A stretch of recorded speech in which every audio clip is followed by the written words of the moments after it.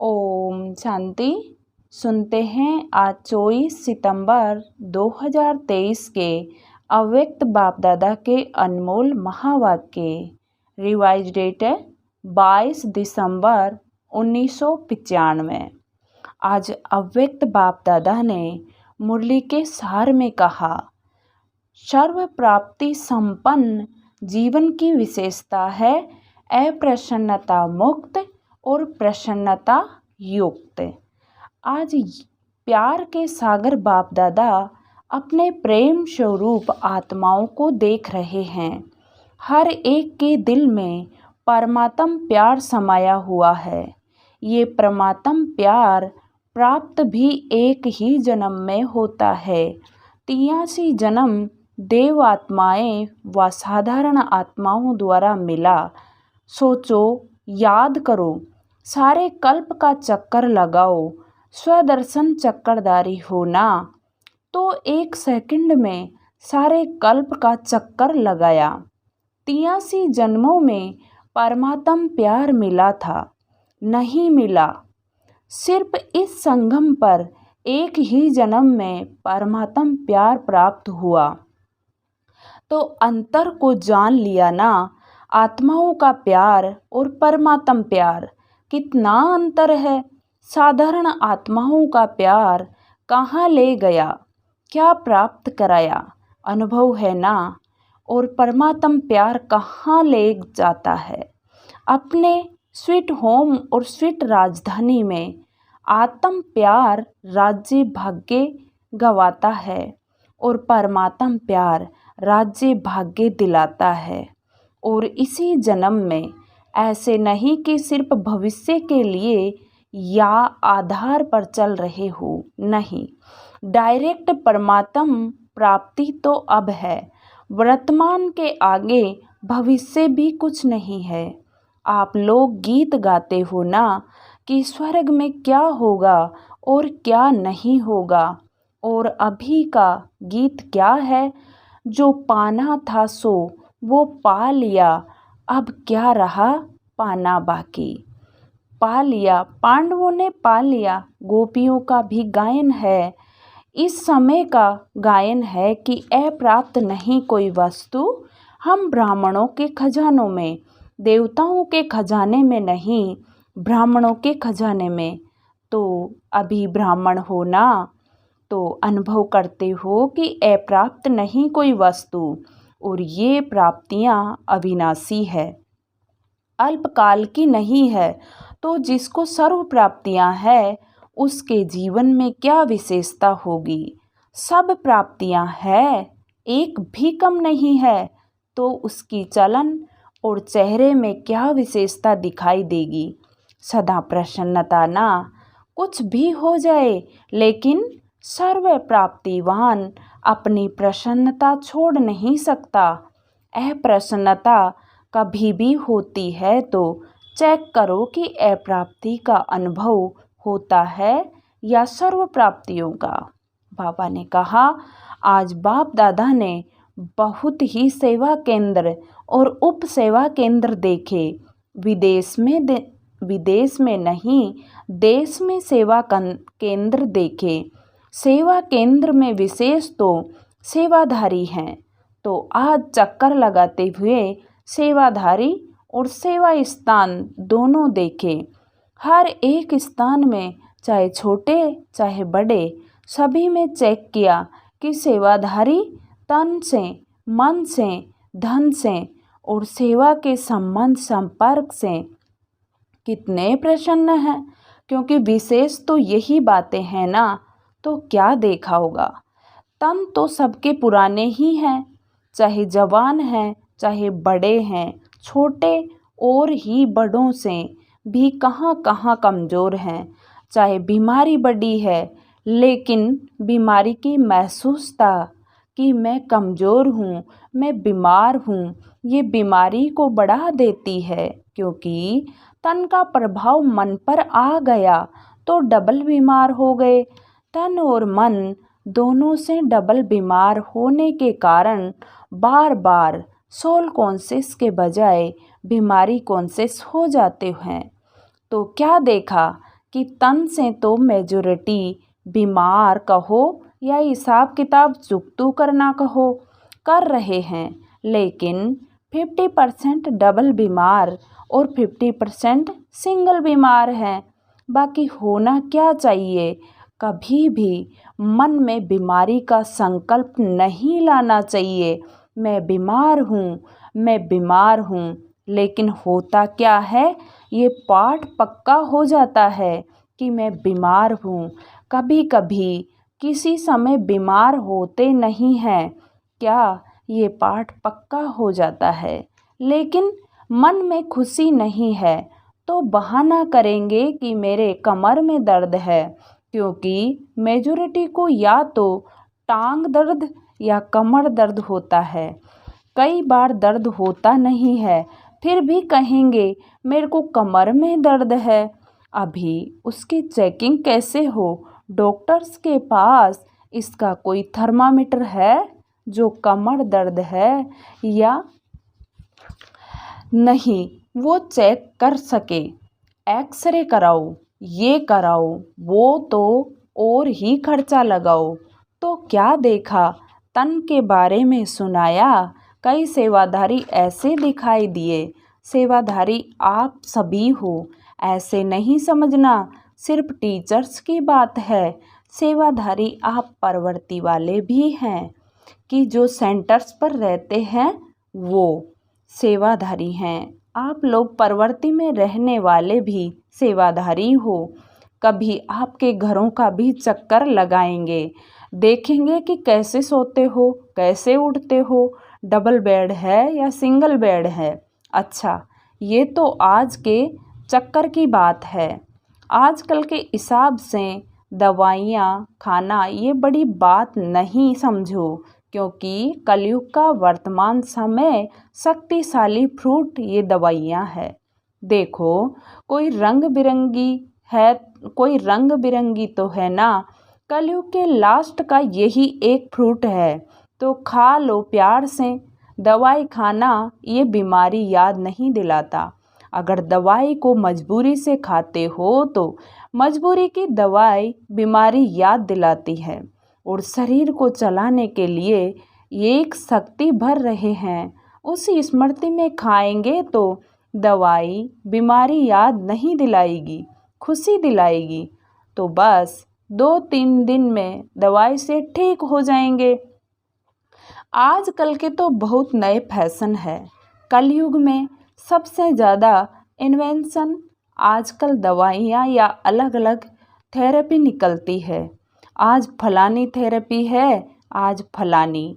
ये तो कलयुग के सीजन का शक्तिशाली फल है, इसलिए घबराओ नहीं।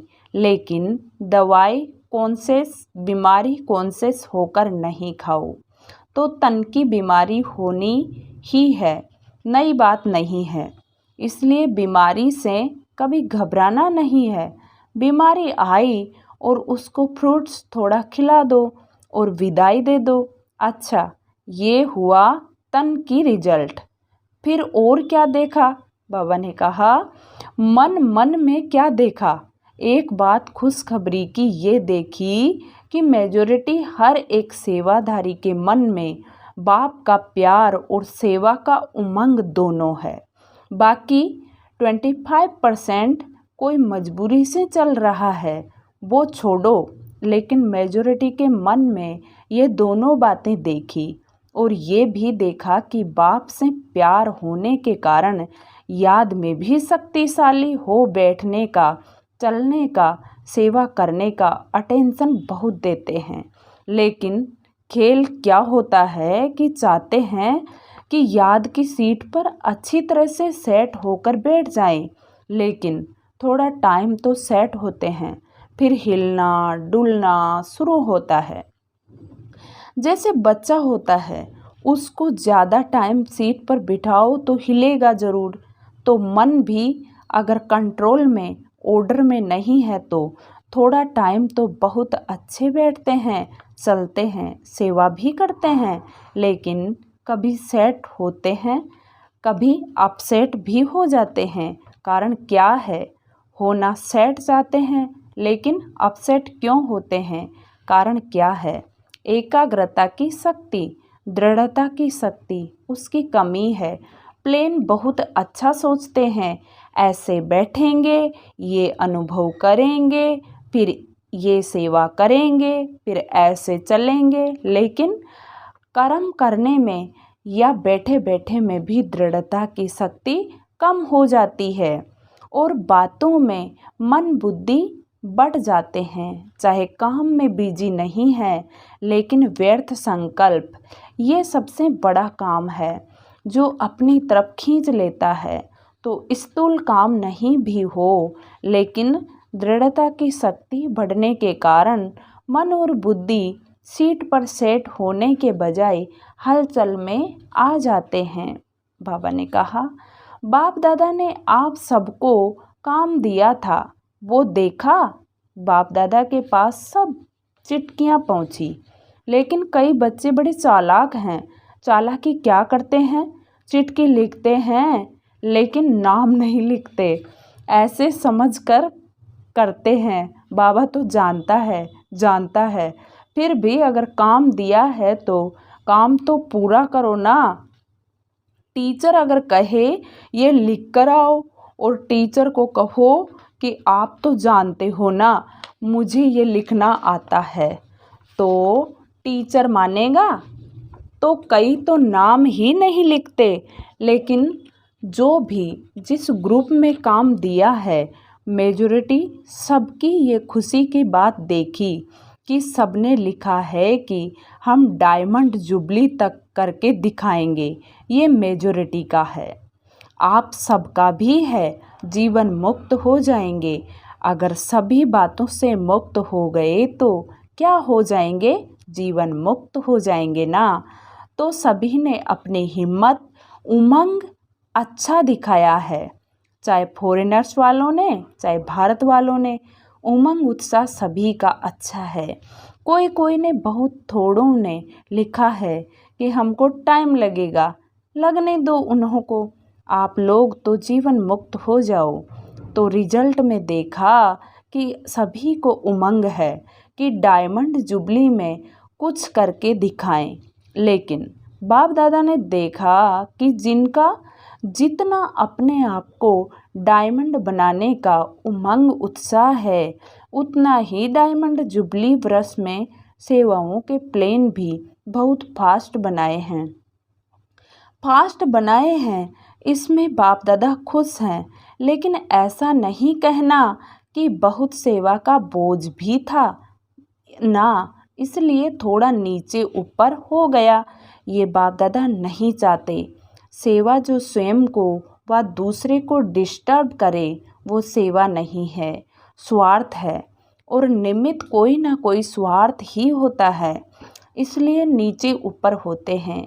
चाहे अपना चाहे दूसरे का स्वार्थ जब पूरा नहीं होता है, तब सेवा में डिस्टरबेंस होती है। इसलिए स्वार्थ से न्यारे और सर्व के संबंध में प्यारे बनकर सेवा करो। तब जो संकल्प किया व लक्ष्य रखा है कि डायमंड जुबली में डायमंड जुबली मनाएंगे, वह पूरा हो सकेगा। आधा नहीं याद करना।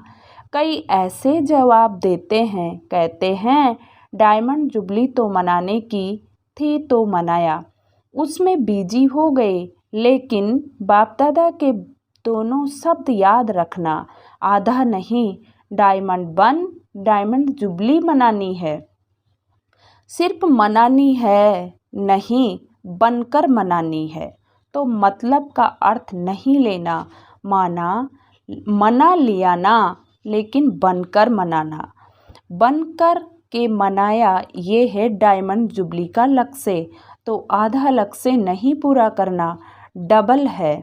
बनना और मनाना, सिर्फ बनना नहीं, सिर्फ मनाना नहीं, दोनों साथ साथ हो।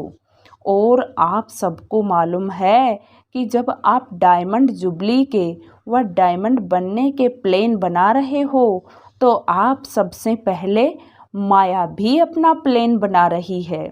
इसलिए ये नहीं कहना क्या करें बाबा, हिम्मत कम हो गई, माया बहुत तेज है। माया को अपने पास रखो।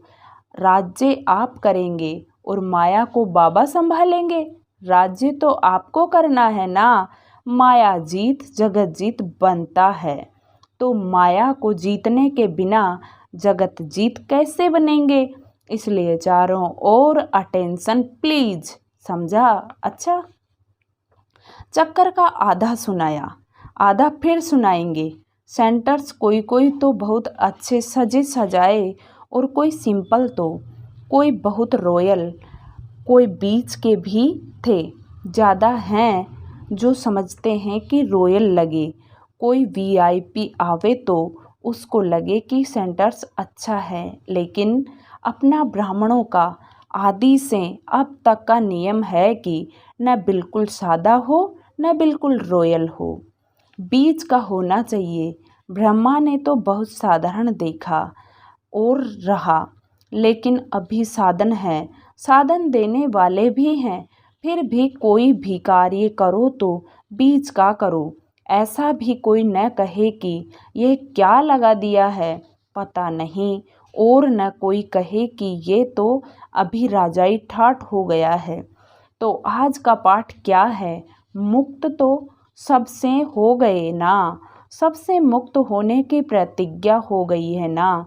पक्की है या घर जाएंगे तो कहेंगे कि मुश्किल है? पक्का रहना।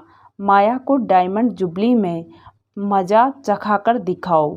मास्टर सर्वशक्तिवान हो, कम तो नहीं हो। अच्छा, डबल फॉरेनर्स भी बहुत आए हैं। स्थापना के कार्य की डबल शोभा, डबल विदेशी हैं। बाप दादा जानते हैं कि कितने मेहनत से, युक्ति से यहाँ पहुँचते हैं। अगर लगन कम हो तो पहुँचना भी मुश्किल लगे।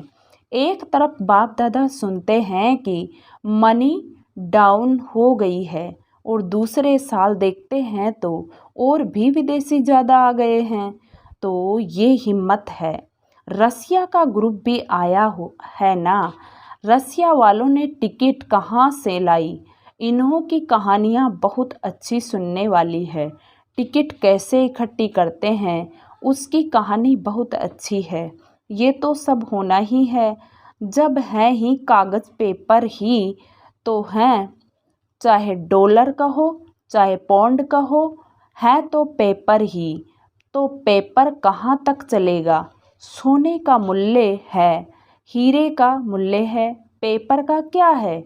मनी डाउन तो होनी ही है, और आपकी मनी सबसे ज़्यादा मूल्यवान है। जैसे शुरू में अखबार में डलवाया था ना कि ओम मंडली रिचेस्ट इन द वर्ल्ड, माना सबसे अमीर। कमाई का साधन कुछ नहीं था।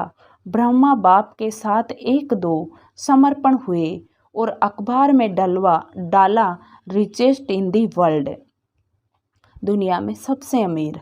तो अभी भी जब चारों ओर ये स्थूल हलचल होगी, फिर आपको अखबार में नहीं डालना पड़ेगा। आपके पास अखबार वाले आएंगे और खुद ही डालेंगे। टीवी में भी दिखाएंगे कि Brahma Kumaris richest in the world, क्योंकि आपके चेहरे चमकते रहेंगे। कुछ भी हो जाए, दिन में खाने की रोटी भी नहीं मिले तो भी आपके चेहरे चमकते रहेंगे। तो चारों ओर होगा दुख और आप खुशी में नाचते रहेंगे। इसी को ही कहते हैं मिरवा मौत मल्लू का शिकार। इसलिए बाप दादा ने आज कहा कि ब्राह्मण जो सच्चे हैं, ब्राह्मण जीवन में श्रेष्ठ जीवन के लक्ष्य वाले हैं, उसकी विशेषता है प्रसन्नता। चाहे कोई गाली भी दे रहे हो तो भी आपके चेहरे पर दुख की लहर नहीं आनी चाहिए। प्रसन्न चित्त। गाली देने वाला भी थक जाएगा। हो सकता है यह नहीं कि उसने 1 घंटा बोला, मैंने सिर्फ 1 सेकंड बोला, सेकंड भी बोला या सोचा। शकल पर अप्रसन्नता आई तो फैल हो गए। इतना सहन किया ना, 1 घंटा सहन किया, फिर गुब्बारे से गैस निकल गई तो गैस वाले गुब्बारे नहीं बनना। और चाहिए ही क्या? बाप मिला, सब कुछ मिलना। गीत तो यही गाते हो ना। तो ऐसे टाइम पर ऐसी ऐसी बातें याद करो तो चेहरा नहीं बदलेगा। ऐसे नहीं उसके आगे ज़ोर ज़ोर से हंसने लग जाओ तो वो और ही गर्म हो जाए। प्रसन्नता अर्थात आत्मिक मुस्कुराहट, बाहर की नहीं, आत्मिक। तो आज का पाठ क्या रहा? सदा अप्रसन्नता मुक्त और प्रसन्नता युक्त, डबल। समझा?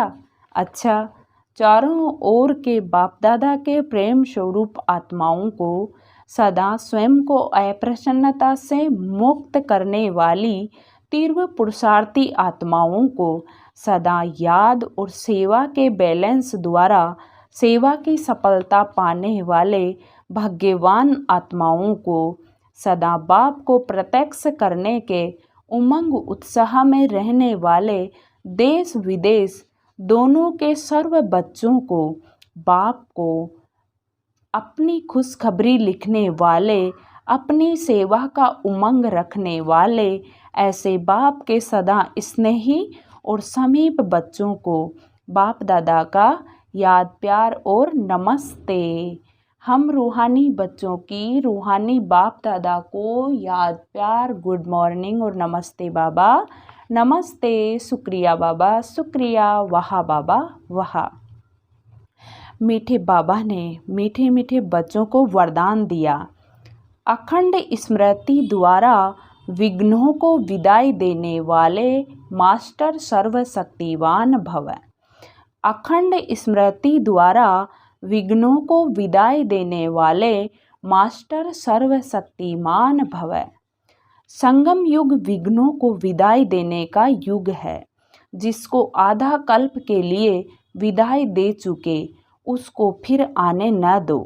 सदा याद रखो कि हम विजयी रत्न हैं, मास्टर सर्व शक्तिमान हैं। ये स्मृति अखंड रहे तो शक्तिशाली आत्मा के सामने माया का विघ्न आ नहीं सकता।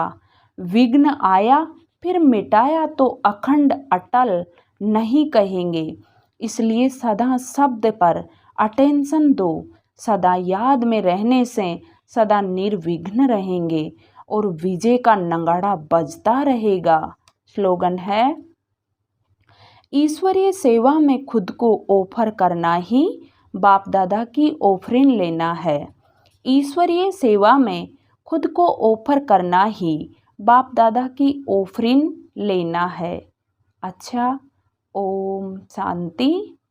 आज की मुरली से सोमान लेंगे, मैं मास्टर सर्वशक्तिमान आत्मा हूँ।